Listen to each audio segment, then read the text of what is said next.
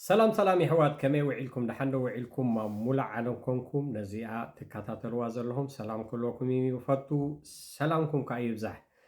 تمالي قدم تمالي بسددكوا حنت فيديو نيرا بزعبا سبحي زملكت እንደገና اب كبدنا دول السبحي كمي قرأينا خنطفو زلنا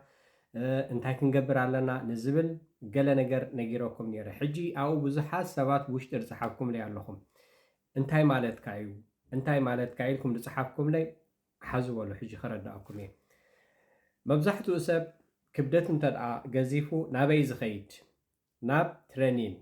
ወይ ከዓኒ ናብ መግቢ ምዝላል ወይ ከዓኒ ናብ ሰላጣ ምብላዕ ወይ ከዓኒ ናብ ገለ ምስታይ ንቕንስ ኣሎ ዝተባሃለ ኩሉ ነገር ምፍታን እዩ ዝፍትን ማለት እዩ ሕጂ ሓንቲ ነገር ጭብጥ ኣቢለ ከትሕዘኩም ዝደለኹ ስለምንታይ ኣነ መብርህ ዘይገበርኩላ ኩሉ ሰብ ክሪኣ እሞኒ ኣብ መጨረሽታ ሽዑ ነዚኣ ከዓኒ ክነግረኩም ስለ ዝደለኹ እየ ስለዚ ክብደት ንክንቀንስ ኖርማሊ ክብደት ንክንቀንስ there is no problem ናይ ክብደት ብዙሕ መንገድታት ኣሎ ክብደት መቐነሲ እቲ ፀገም ግን እቲ ዝቐነስካዮ ክብደት እንደገና ተመሊሱ ናብቲ ዝነበርካዮ ይመፅእ እስከብዛ ትሕቲ ዛ ቪድዮ እዚኣ ኩልኩም ፀሓፊ ኢኹም ኣነ ክብደተይ 10 ኪሎ ቀኒሰ ነይረ ግን ናብኡ ተመሊሰ ትብሉ እንድሕር ኣለኹም ኮንኩም እስከ ፀሓፉለይ ንዑ ከትሕዘውኩም እዩ ሕጂ ክብደት ምቕናስ እቲ ዝቐለለ ነገር እዩ እንታይ ዳ እቲ ፀገም ዝኸውን ዘሎ እንተዳ ኢልኩምኒ ስብሒ ምቕናስ ስብሒ ኣብ ኣካላትና ዘሎ ስብሒ ምቕናስ እቲ ዝኸፍአ ማለት እዩ ስብሒ ንክንቅንሶ እንታይ ኢና ክንገብር ዘለና ኣብ ኣካላትና ዘሎ ስብሒ ክቕነስ ተደኣ ኮይኑ እቲ ቀዳማይ ክንገብሮ ዘለና ኣመጋግባ እዩ ልዑል ዝኾነ ፕሮቲንን ልዑል ዝኾነ ፋይበርን ጌርና ኢና ንቕንሶ ኣብ ኣካላትና ዘሎ ስብሒ ንኣብነት ኣብ ኣካላትና ዘሎ ስብሒ ብኸመይ ጌርና ኢና ክንፈልጦ ዘለና መብዛሕትናሲ ክብደትና ተደኣ ወሲኽና ድሕሪ ወሊድ ድዩ ወይ ኣመጋግባ ድዩ ወይ ትራክ ድራይቨር ድኾኑ ይሕዋትና ድዮም ወይ ኣባስ ድዮም ወይ ኣብ ታክሲ ዘወርቲ ድዮም ዋሬቨር ወይ ኮፍ ኢሎም ዝውዕሉ ድዮም እቲ ቀዳማይ ዝመፅእ ስብሒ ኣካላትና እንዳወስኺ ክኸይድ ከሎ ኣብ ከብድና ከዓኒ ክብደት ንውስኽ ማለት እዩ ስለዚ እቲ ክብደት ንውስኾ ዘለና ብዙሕ ነገር ክንገብር ንኽእል ኢና ኤክሰርሳይዝ ክንገብር ንኽእል ኢና ሰላጣት ክንበልዕ ንኽእል ኢና ቁርሲ ክንዘልል ንኽእል ኢና ዝተባሃለ ነገር ኣብ ቲክቶክ ዝተባሃለ ነገር ብዙሕ ነገራት ክንፍትን ንኽእል ኢና እዚ ክብደት ከቐንሰና ይኽእል እዩ ንቁሩብ ግዜ እቲ ዝቐነስናዮ ክብደት ግን እንደገና ተመሊሱ ናብቲ ዝነበርናዮ ይመፅእ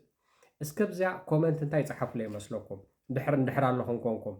ኣነ ብጣዕሚ ኣክቲቭ እየ ኣነ ትረኒ ንገብር ኩሉ ነገር እንዳገበርኩ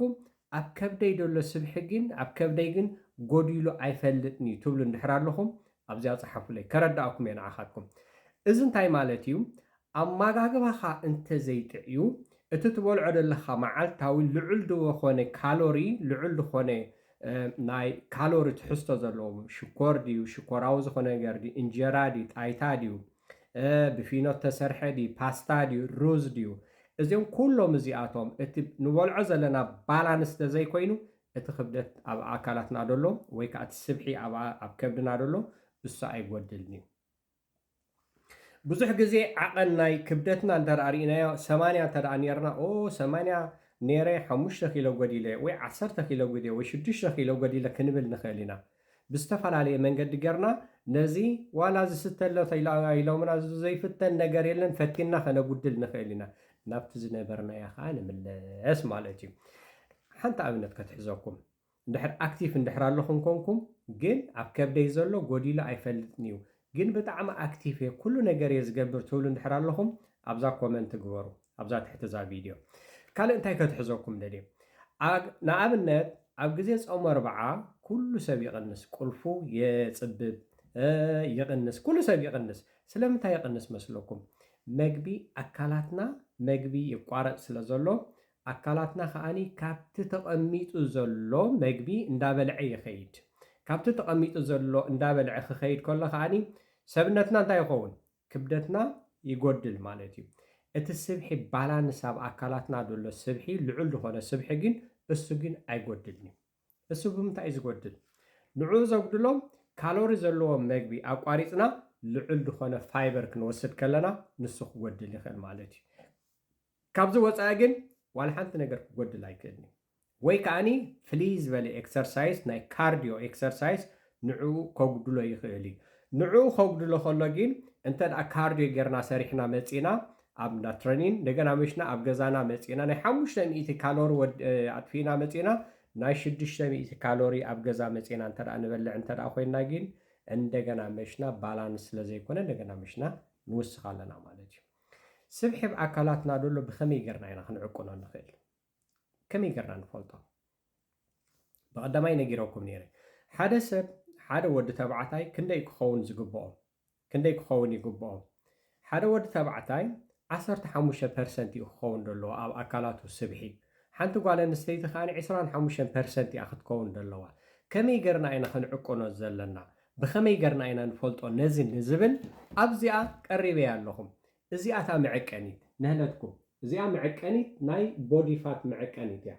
እዚኣ ስማርት ስኬል ትበሃል በዚኣ ጌርና ኣካላትና ክንዕቁኖ ንኽእል ኢና ኣበይ ኣብ ገዛና ካበይ ንገዝኣ ካብቲ ዘለናዮ ዓዲ እንዳ ድኳን ካብኡ ገዚእና ሰብነትና ክንዕቅና ንኽእል ኢና ክንደይ ዝኣክል ፋት ዘለና ሽዑ ፋትና እንተ ደኣ ፈሊጥናዮም ነቲ ፋት ናይ ምጉዳል ጥራሕ ክንሓስብ ኣለና 80 ኪሎ ሃሉ 90 ኪሎ ሃሉ ብዘየገድስ እቲ ክብደትካ ብዘየገድስ ነቲ ስብሒ ኣብ ኣካላትካ ደሎ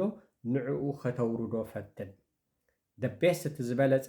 ስብሒ ኣብ ኣካላትና ደሎ ንዕኡ እንተ ደኣ ኣውሪድናዮ እቲ ክብደትና ከዓ ንማዕሮ ማዕሪኡ ይኸይድ ማለት እዩ እንተ ደኣ ክብደት ጥራሕ ነጉድል እንተ ደኣ ኣለና እዞም ዝበልኩኹም ሰላጣ ምብላዕ እንታይ ዘጉድል ክብደት የጉድል ፆምካ ምውዓል ክብደት የጉድል ትሬኒን ምግባር ክብደት የጉድል ኩሎም እዚኣቶም ፅቡቕ ማለት ሕማቕ እዮም ማለተይ ኣይኮነን ክብደት የጉድል ግን ድሕር ተወሰነ መዓልቲ ናብቲ ዝነበርናዮም እንደገና ንምለስ ማለት እዩ ፆም ፅቡቕ እዩ ፆም ፅቡቕ እዩ ንፆም ኣይፀሎን ኣነ ፆም ፅቡቕ እዩ ፆም ግን ንምንታይ ንኣካላትና ንክፀሪ እንደገና ኸ መንፈሳዊ ከዓኒ ትዝበለፀ ማለት እዩ መንፈሳዊ ፆምን ኣካላትና እቶም ዝነበሩ ይሞቱ ኣብ ኣካላትና ደሎ ተሃዋስያን እሶም ይሞቱ ሓደሽቲ ንኽትክኡ ኣካላትና ከዓኒ እንደገና ጀነሬት ንክገብር ይጠቕመና ፆም ትዝበለፀ ነገር እዩ ክብደትካ ንክትቅንስ ወይ ስብሒ ንክትቅንስ ግን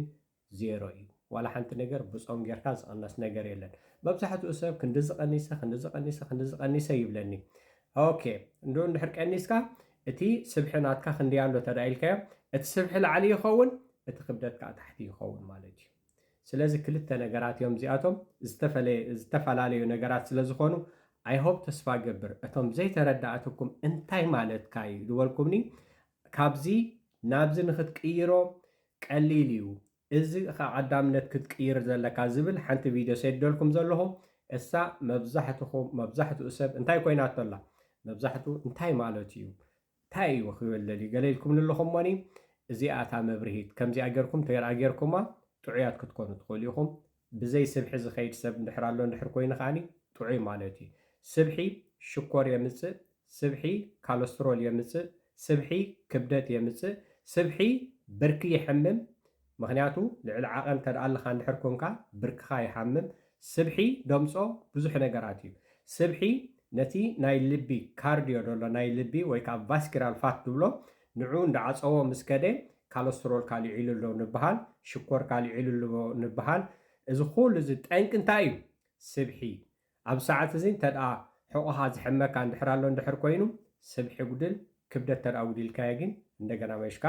ናብኡ ክትምለስ ኢኻ ማለት እዩ ሓገዝ እንድሕር ዘድልየካ እንድሕር ኮይኑ ከዓኒ ቴሌፎን ኣብ ላዕሊ ክገብረልካየ